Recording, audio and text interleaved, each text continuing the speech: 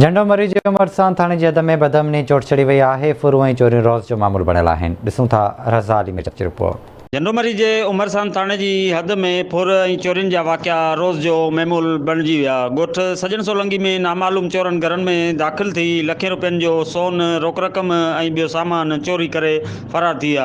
उन हवाले सां ॻोठाणनि एहतिजाज कंदे आवाज़ टी न्यूज़ सां ॻाल्हाईंदे चयो त राति माण्हू ईद जी इबादत जी राति हुई, सभु माण्हू वेठल हुआ इबादत जे हिसाब किताब सां। सो उहे वीचारा क़ुर शरीफ़ पढ़ंदे रहे, जीअं इलाही इबादत कबी तीअं कंदा रहिया।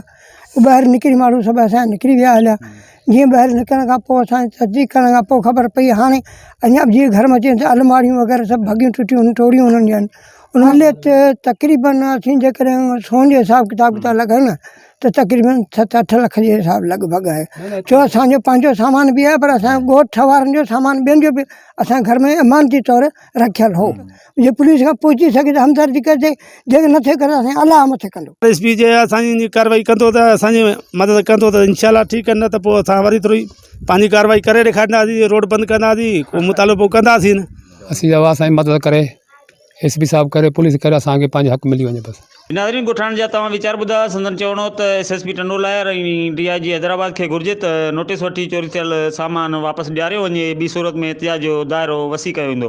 कैमरामैन नासिर अब्बास मीडिया सां गॾु रज़ा अली मीजत, आवाज़ TV, झंडो मरी।